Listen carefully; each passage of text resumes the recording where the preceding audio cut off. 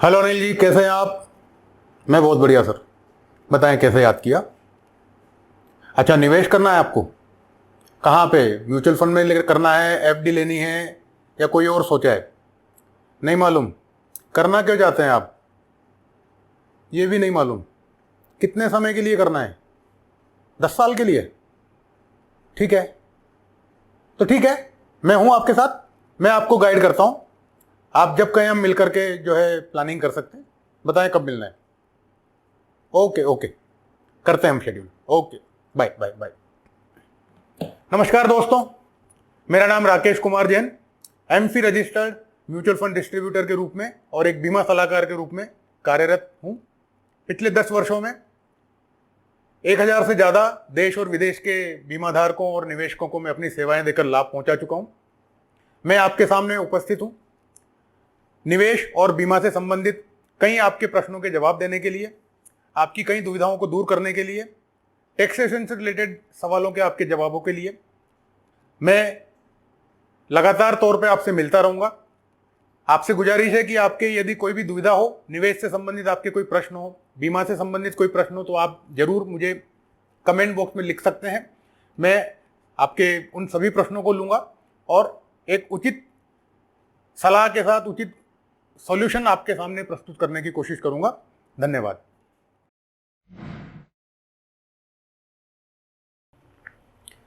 एक प्रश्न है आपसे मेरा, आप सेविंग करते हैं या इन्वेस्टमेंट? बहुत महीन फर्क है। सेविंग आपके पैसे को इंटैक्ट रखता है, जबकि निवेश या इन्वेस्टमेंट जो है वो आपके पैसे में वृद्धि करता है। तो कमेंट सेक्शन में लिख के मुझे जवाब जरूर दीजिएगा कि आप क्या कर रहे हैं। ज़्यादातर भारतीय आज भी सेविंग की तरफ ही आकर्षित ज़्यादा रहते हैं, क्योंकि जहाँ तक मेरी समझ है लोगों को मालूम ही नहीं है कि सेविंग और इन्वेस्टमेंट में फ़र्क क्या है। दूसरी बात, जब भी मुझे सेविंग करनी है या इन्वेस्टमेंट करना है तो एक प्रश्न जो मुझे अपने आप से पूछना चाहिए वो है क्यों? मुझे ये करना क्यों है? यदि इस क्यों का जवाब मुझे मिल गया तो मैं ये भी निर्धारित कर पाऊंगा कि मुझे सेविंग करनी है या इन्वेस्टमेंट करना है, और मैं ये भी निर्धारण कर पाऊंगा कि मुझे कहाँ करना है। और इस चीज़ में आपकी हेल्प करने के लिए मैं हूं। आपका कोई भी प्रश्न है तो आप मुझसे पूछ सकते हैं। कुछ भी आपकी जिज्ञासा है, मैं आपको गाइड करूंगा कि आपको क्या करना चाहिए, क्यों करना चाहिए। उस क्यों का जवाब ढूंढने में मैं करूंगा आपकी सहायता। धन्यवाद। महंगाई नाम सबने सुना है, एक गाना भी है फेमस, महंगाई डायन खाए जात है। आपका पैसा भी खाती है। बताऊं कैसे? थोड़ा सोच के देखिए, दूध का आज क्या भाव है और 30 साल पहले जाइए दूध का क्या भाव था। अगर हम दिल्ली के डाटा की बात करें तो दूध था 1990 में 6 रुपये किलो और आज है 72 रुपये किलो। हम अगर आरबीआई के डेटा की बात करें तो अगर 1990 में आपके पास 1 लाख रुपए हुआ करता था तो उस 1 लाख की वैल्यू आज केवल 12,500 रुपये है।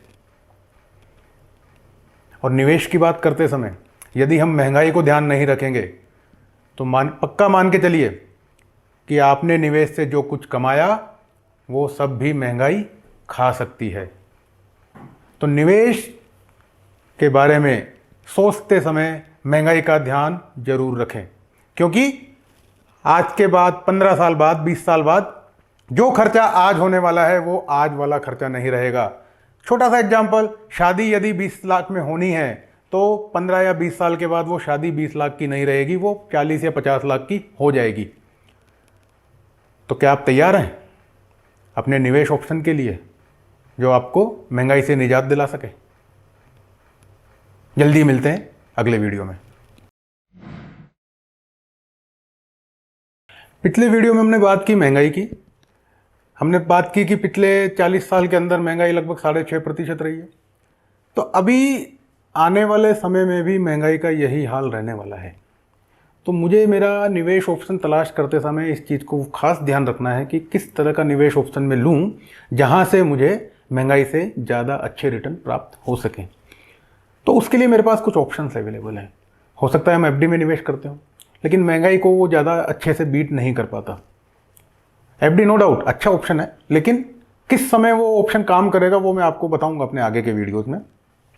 इसके अलावा मैं सोना, चांदी, रियल एस्टेट, कोई भी लाइफ इंश्योरेंस पॉलिसी या फिर शेयर मार्केट या फिर म्यूचुअल फंड में निवेश कर सकता हूँ। मेरी ही जानकारी के अनुसार या मेरा जो पिछला एक्सपीरियंस है उस एक्सपीरियंस के अनुसार सबसे सुलभ और सबसे आसान माध्यम जो आपको बेहतर रिटर्न प्रोवाइड करता है, आपके इन्फ्लेशन को प्रॉपर तरीके से एडजस्ट करता है, वो माध्यम है शेयर मार्केट में निवेश करना। और अगर हमें उसे थोड़ा आसान बनाना है तो म्यूचुअल फंड के थ्रू शेयर मार्केट में निवेशित रहना वो एक अच्छा ऑप्शन है जो आपके महंगाई को ख़त्म करने की कोशिश करता है। धन्यवाद। काल करे सो आज कर, आज करे सो अब, पल में परलय होएगी, बहुरी करेगो कब। कहावत सुनी है सबने। सेम यही पैटर्न आपके इन्वेस्टमेंट फिलोसॉफी में भी आपको अप्लाई करना चाहिए। मेरे कहने का मतलब यह है कि मुझे निवेश कब शुरू करना है तो उसका कोई समय नहीं है, आज और अभी निवेश शुरू कीजिए। जितना जल्दी आप निवेश शुरू करेंगे उतना ही ज़्यादा आपको फ़ायदा होगा। एक छोटे से एग्जाम्पल के साथ आपको समझाने की कोशिश करता हूं कि मान लीजिए दो व्यक्ति हैं, एक की उम्र है 25 वर्ष और एक की उम्र है 45 वर्ष, और दोनों अपने रिटायरमेंट के लिए फंड इकट्ठा करना चाहते हैं और म्यूचुअल फंड एसआईपी के माध्यम से वो निवेश करना चाहते हैं। 25 वर्ष का जो व्यक्ति है उसके लिए जो टाइम फ्रेम बनता है रिटायरमेंट के लिए वो बनता है 35 वर्ष। 60 साल की उम्र में रिटायर होना चाहते हैं दोनों, तो वो 35 वर्ष तक इन्वेस्टमेंट कर सकता है, जबकि जो 45 वर्ष का व्यक्ति है वो केवल मात्र 15 साल के लिए इन्वेस्टमेंट कर सकता है। तो अगर आप देखेंगे तो बहुत लंबा डिफरेंस उन दोनों के सेविंग पैटर्न में भी रहेगा और उनके रिटर्न भी रहेगा। 25 वर्ष का जो व्यक्ति है अगर वो 10,000 रुपये की एसआईपी करेगा तो उसको लगभग 11 करोड़ रुपए मिलेंगे 35 वर्ष के बाद, जबकि 45 वर्ष का व्यक्ति अगर 20,000 की एसआईपी करता है तब भी वो केवल और केवल 1.25 करोड़ रुपए ही 60 की उम्र तक जमा कर पाएगा। तो निर्णय आपको करना है। धन्यवाद। जब भी हम म्यूचुअल फंड में निवेश करते हैं या एसआईपी करते हैं तो कई लोगों का प्रश्न मेरे साथ ये रहता है कि राकेश जी अभी मार्केट बहुत ऊपर है, मुझे करना चाहिए या नहीं करना चाहिए, या फिर जो लोग इन्वेस्टमेंट कर रहे हैं उनका ये प्रश्न रहता है कि राकेश जी अभी मैं पैसा निकाल लेता हूँ, मार्केट बहुत ऊपर आ गया, नीचे जब होगा तब वापस डाल देंगे। तो मेरी समझ और एक्सपीरियंस ये कहता है कि इन सब चीज़ों से कोई फ़ायदा नहीं होने वाला है। आप अगर टाइमिंग करने की कोशिश करेंगे मार्केट को तो आपको नुकसान हो सकता है, क्योंकि टाइमिंग का कोई बहुत ज़्यादा फ़ायदा नहीं होता। लेकिन हाँ, अगर आप मार्केट में टाइम देंगे, टाइम देने से मतलब अगर आप लंबे समय तक मार्केट में निवेशित रहेंगे तो आपको रिवार्ड मिलना निश्चित है। उसके लिए एक बहुत अच्छा सा एक तथ्य है, बहुत अच्छी एक स्टडी है जिसमें हमने जो है सेंसेक्स का पिछले 30-35 साल का डेटा स्टडी किया, और उसमें हमने ये देखा कि यदि एक व्यक्ति हर महीने निवेश करता है, 3 तरह के पैटर्न है। एक व्यक्ति निवेश कर रहा है कि जब हर महीने का हाईएस्ट पॉइंट ऑफ मार्केट जो था वहाँ पे उसने निवेश किया। दूसरा व्यक्ति था जिसने उस महीने का लोएस्ट पॉइंट मार्केट का था वहाँ निवेश किया, और एक व्यक्ति ने केवल एक डेट सेलेक्ट की कि यार मेरे को तो 1 तारीख को निवेश करना है। तो उन तीनों के जो रिटर्न पैटर्न के अंदर हमने जो फ़र्क देखा वो हार्डली 1 और 1.5% का ही है। तो अननेसेसरी का एफर्ट करना क्यों है? तो ज़्यादा बेहतर है कि आप मार्केट के अंदर समय दें। धन्यवाद। हम सबने 7 अजूबों के बारे में सुना है, लेकिन एक 8वां अजूबा भी है, पावर ऑफ कंपाउंडिंग। आइंस्टीन ने कहा था कि ये पावर ऑफ कंपाउंडिंग जो है वो 8वां अजूबा है। कैसे? आसान से शब्दों में समझते हैं। कंपाउंड इंटरेस्ट का नाम सुना होगा आपने।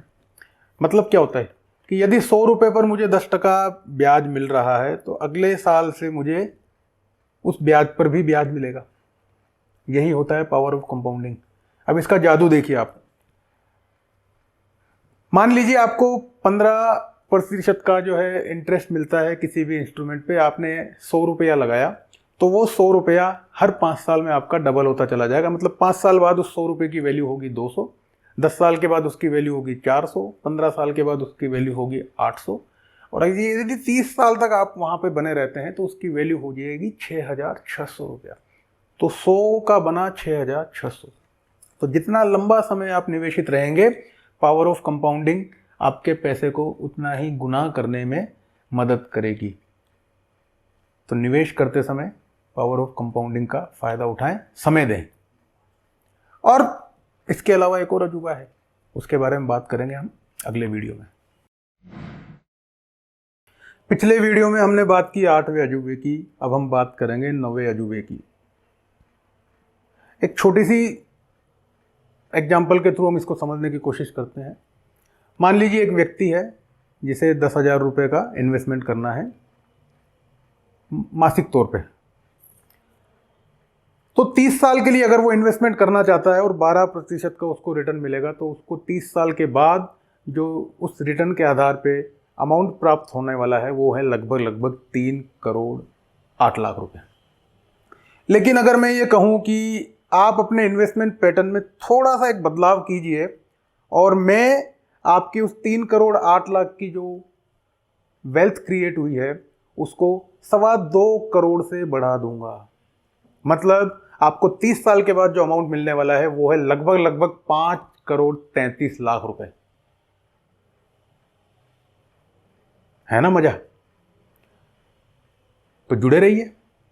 कमेंट सेक्शन में आपके कमेंट्स का इंतजार रहेगा। क्यूरियोसिटी शायद आप में बढ़ गई है, प्रश्न पूछिए, जवाब मिलते रहेंगे। धन्यवाद।